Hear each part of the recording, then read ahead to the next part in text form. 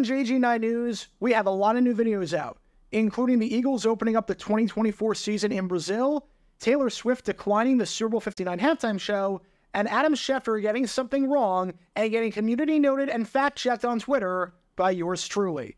Click the link in the description to find out more. And now, on with our feature presentation. The Super Bowl pregame show is a freaking marathon. If you've ever watched one of these, you know exactly what I'm talking about.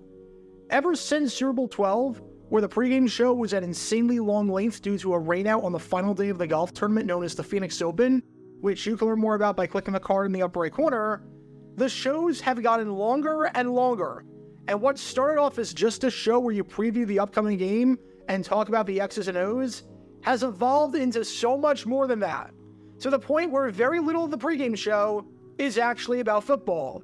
You've now got musical performances, you've got interviews with pop culture icons, you've got promotions for other shows on the network, you've got celebrity chefs cooking, you've got comedic skits.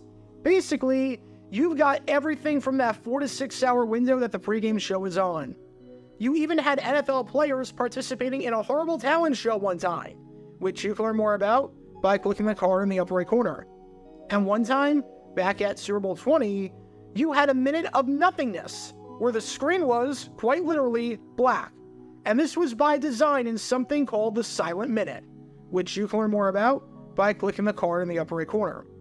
With every major football storyline having been exhausted by the time of the game, the pregame show is less of a pregame show and more of a variety show with a bit of football attached to it. But of all the traditions of the pregame show, and the Super Bowl for that matter, this had to be the absolute weirdest and the strangest of them all when you think about it for more than 5 seconds. We've seen many displays of patriotism during the Super Bowl, from the flyover, to the presentation of the colors, to the playing of America the Beautiful, to, of course, the singing of the national anthem. And those take place every year, to the point where it's tough to imagine a Super Bowl without such patriotism. But what if, before the Super Bowl, the Declaration of Independence was recited? The sport is called American football after all, and we don't have America as a country as we know it without declaring our independence from Great Britain. But still, reciting a document before every game? That seems rather bizarre, doesn't it? Well, if you don't know about it, may I introduce you to the weirdest tradition in Super Bowl history, because for 5 consecutive Super Bowls on Fox, they decided that it was a good idea to have a reading and a reenactment of the Declaration of Independence. And this is the story behind one of the strangest broadcast traditions in Super Bowl history. Before I talk about the actual tradition in question and what exactly it entailed, we need some context to understand the build-up to the first Super Bowl that led to this tradition, because it's not as though this appeared out of thin air.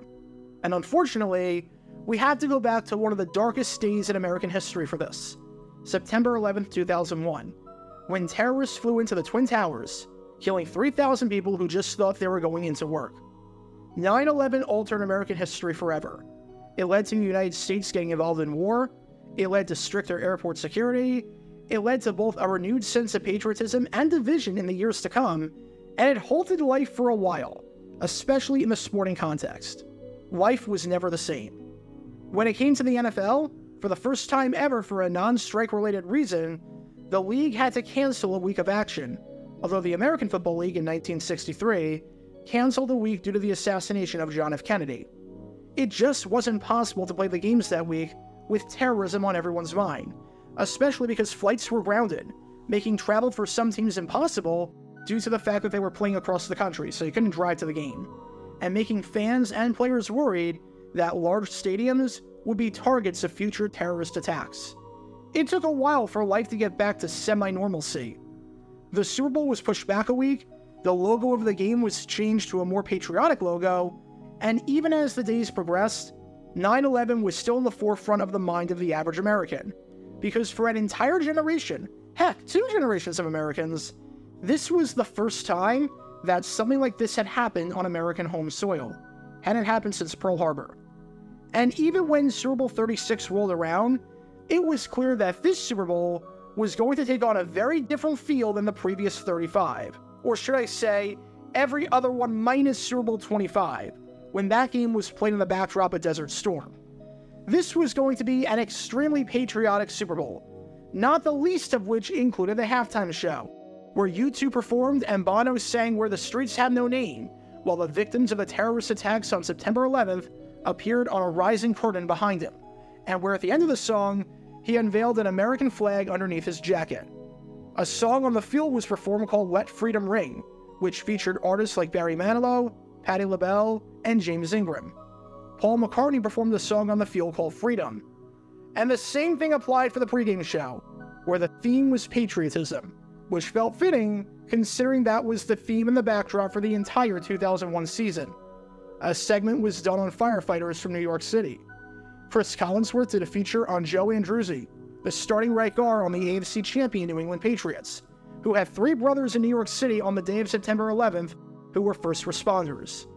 A segment was done on former Buffalo Bills offensive lineman Bob Kalsu, who was killed during the Vietnam War in 1970. An address was given to U.S. troops. You get the idea. Everywhere you look during this pregame show, this was a distinctly American feel and a somber atmosphere. And among the things done for this Super Bowl was the reciting of the Declaration of Independence. Current and former NFL players, including Marshall Faulk, Emmitt Smith, Roger Staubach, and Steve Largent, would recite this poignant document where America declared its independence from Great Britain. We hold these truths to be self-evident, that all men are created equal, that they are endowed by their Creator with certain unalienable rights, that among these are life, liberty, and the pursuit of happiness. One of the most important documents in not just American history, but considering how strong and powerful the British Empire was back then, with the sun always shining on the empire, world history. And I should note that this was not exactly a Fox decision. This was an NFL decision. No matter where you were, whether you were watching at home or inside the stadium, you were able to see this. The league got John Williams, one of the greatest composers of all time, and the man behind the music to Star Wars, to compose music to this reading. And in many ways, this felt fitting. The 2001 season was about showing the perseverance of the American people, and that our freedom would not be taken away from us. And no document shows that more than the very foundation where the USA declared their freedom. Everything was patriotic during the Super Bowl, with this reading being no exception. And if that was the only time that this happened, it's a cool story, but just a footnote, and nothing too noteworthy to do a video on more than 2 decades later. But then, Fox had a bizarre idea. What if we kept doing that? What if, at every Super Bowl, we did a reading of the Declaration of Independence? I cannot stress this enough. No one had a problem with this at Super Bowl 36, and regardless of what network was showing the game, whether it was CBS or ABC, this was going to happen, since it was done by the NFL and was being shown minutes before the player introductions. But to do this at future Super Bowls as part of the pregame show? Yeah, it's a bit bizarre, especially since this was over 6 minutes long. At Super Bowl 39 in 2005, Fox did this for a second time, although this time it was strictly a Fox decision, and was not shown inside the stadium. Once again, they had former players recite the Declaration of Independence. Some people loved the display patriotism, while others were, shall we say, perplexed as to why this was a thing. One writer wrote that the reenactment was the low point of the pregame show, saying that it felt more like a junior high history lesson and felt out of place, even though constructed nationalism is a part of the show.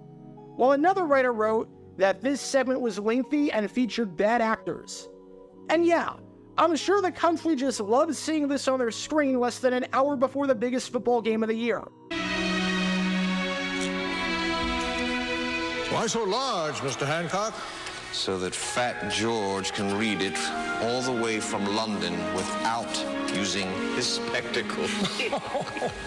On this day, we light a great torch of freedom. Huzzah! Even despite the mixed reception and the fact that no other network was doing this, Fox brought it back for a third time at Super Bowl 42 in 2008. As Fox producer Scott Ackerson said on why the network was doing this, "Do you really want to hear 4 hours of people breaking down the game? With this type of game, You have to make it broader. I mean, you're right, but there has to be some middle ground between that and, reading a document for 6.5 minutes. And this one actually features some controversy, because there were 18 NFL players that participated in the reading of this document. Guess how many of them were Latino? None. Zero. Zilch. Nada. Yep, there was a firestorm over that, with Sal Castro, an activist and director of the Chicano Youth Leadership Conference, saying on the matter, "We're part of the American experience. We too are part of Americana." And it wasn't just random activists upset about this. Hall of Fame offensive tackle and one of the greatest of all time, Anthony Munoz, said the same thing, saying that it was disappointing to see the lack of representation. As he said, "It's not like back when I was playing in the 80s, when there was only one or two of us. There's more to choose from now, and a lot of them are high profile." It seemed incredibly counterintuitive, since league spokesman Greg Aiello mentioned earlier in the season about how Latinos were the largest minority group in the country, and the NFL had a mission to serve its Hispanic fans. And then, Fox does this pregame segment honoring America and doesn't include any Latinos. Fox apologized for the oversight, saying, "We'll make sure that the next version is more diverse and includes a larger number of ethnicities." But pay attention to what was said in that statement. The next version. Yep, they brought it back for a fourth time. At Super Bowl 45 in 2011, the document was read again. And in 2014, at Super Bowl 48, for the 5th straight Super Bowl on Fox, in a tradition that was not done on any other network, it was read one more time. 5 straight Super Bowls. And I should note, the production quality for all of these was very good. The issue was never in terms of the production being bad, or the sets being bad, or it being cheesy, or anything along those lines. The readings were very well done. No one said, "Great idea, horrible execution." It's more the fact that this existed in the first place. It's like if the Super Bowl halftime show this year was an abridged version of Swan Lake by the best ballet in the world. It's very well done, but why does this exist at this stage? It feels incredibly weird and out of place. Okay, so you may be asking this question. Why does this feel odd compared to the other patriotic traditions? How is this any different from the playing of the national anthem or the singing of America the Beautiful? Is this one of those things that's only weird because it happened a few times, but wouldn't be as weird if it took place at the first Super Bowl and was just a part of tradition? Well, number one, the national anthem is live. The declaration is pre-read. Number two, there are many different ways that you can do the anthem. If I ask you, what's your favorite rendition of the anthem of all time, you might say Whitney Houston, or Jimi Hendrix, or Chris Stapleton, or list a whole myriad of artists. There's really only one way to read the Declaration of Independence if you're doing it properly. Once you see it once, you've basically seen it before. Number three, the national anthem doesn't feel like a history lesson or that you're back at school in the same way that the Declaration of Independence does. And no adult wants to feel as though they're back in middle school, I can promise you that. Number four, think of the environment where the Super Bowl is being watched in. Usually, it's a large gathering, whether it's at home for a party or at a bar. When the anthem is on, it's very obvious. When the Declaration is on, no one's turning up the volume and stopping their conversation to listen, especially for a whole 6 minutes. Plus, with some of the shots, you can't tell what's happening. So when you realize, wait a second, are they reading the Declaration? It's too late. Number five, the national anthem is usually being done by singers who can sing, so people that are good at their jobs. The Declaration is being read by NFL players who are not trained readers, so people that are not good at their jobs. Number six, the anthem is roughly 2 minutes long. The Declaration is more than 3 times as long, and that's the version that Fox reads. Number seven, other countries, especially in the context of international sporting events like FIFA, play the national anthem before a game. Now, you won't hear God Save the King before a Premier League match, but before an England national team game, you absolutely will. There is no England game where they're going to read the freaking Magna Carta beforehand. I could go on and on, but you get the idea. The reading of the Declaration of Independence is just bizarre, and Fox did this for 5 consecutive Super Bowls. And then, With no fanfare, no press release, and no nothing, Fox got rid of it. For Super Bowl 51 in 2017, for the first time since September 11th, a Fox televised Super Bowl would not have the Declaration of Independence. And this was not a thing for Super Bowl 54 in 2020 or Super Bowl 57 in 2023. So I think it's safe to say that the tradition is dead. And Fox called it a tradition. It's not just me. Here's their press release from Super Bowl 48, where they are proud of and highlight the fact that this is a Fox Sports tradition. They take great pride in that fact, but the following Super Bowl, 3 years later, they got rid of it. There was never any reason given for why they got rid of it, but I have a couple of educated theories. Number one, let's just say that the political climate in 2017 was very different from the political climate in any other year when the document was read. You had players kneeling for the national anthem. You had an extremely tumultuous and divisive election cycle.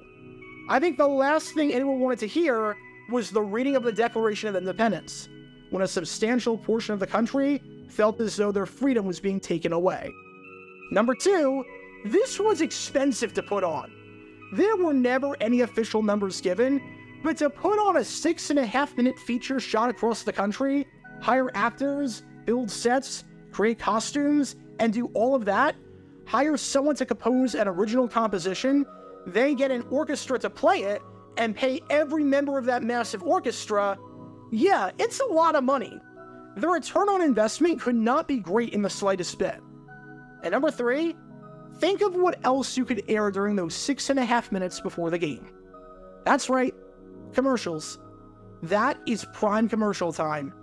Why dump possibly 7 figures on a segment that's 6.5 minutes long, when even if you do something else for 4.5 minutes of that, and show commercials for the other 2 minutes, you can make 8 figures. Again, there was no official reason given, but I couldn't find a single person who legitimately missed the tradition, and couldn't find any outrage. Despite the fact that over 111 million people watched the game, not a single tweet even mentioned the words Declaration of Independence, and no newspapers brought it up. So Fox was very quietly able to get rid of a strange, money-burning tradition, and there are no signs whatsoever that they will bring it back. What's crazy about the tradition that Fox started during this theme right here is that they got no backlash for this. No one cared about this whatsoever. Usually when you do a tradition and you start something that involves either a country or a group of people, once you start it, you cannot go back. Because if you go back, it sends the message that you no longer care, and that's not one of your values anymore. If the NFL got rid of Lift Every Voice and Sing before the Super Bowl, there would be tons of backlash. If Major League Baseball got rid of God Bless America during the World Series, tons of backlash. If the NFL just stopped playing the national anthem before games, tons of backlash. But here, Fox had this tradition where they read the Declaration of Independence, did it for 5 straight Super Bowls, got rid of it, and no one batted an eye.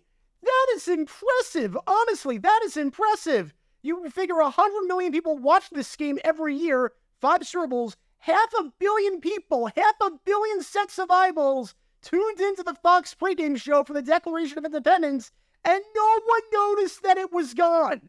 That's how out of place it was at the Super Bowl pregame show. It's honestly kind of impressive that not one single person ever noticed this. It's not as though Fox doesn't promote American ideals and values during their pregame show whenever they get the Super Bowl. Prior to Super Bowl 54, an executive for the company said on the pregame show, if it doesn't celebrate football or celebrate America, it's not going to be in the show. But for roughly a decade and a half, they had the strangest of these pregame show segments in a segment that made tons of sense at Super Bowl 36 and made less and less sense with each passing year, despite the patriotism. Because Fox held these truths to be self-evident, that all men should listen to the Declaration of Independence before the Super Bowl. And it only took 5 installments of this for Fox to declare themselves free from this tradition that they themselves created. Get your official Jaguar Gator 9 merchandise by going to jj9shop.com, and be sure to like and subscribe, as it really helps the channel out a lot. Join me every Wednesday night where we'll play NFL Trivia for cash prizes at 9 p.m. Eastern over on Twitch. To learn more about the history of college football, subscribe to Jaguar Gator 8. To learn more about the history of Major League Baseball, subscribe to Jaguar Gator 7. Also, special thanks to all of our Patreon supporters for helping out the channel. Your support is greatly appreciated. See how you can become a patron and request future video topics in the description below.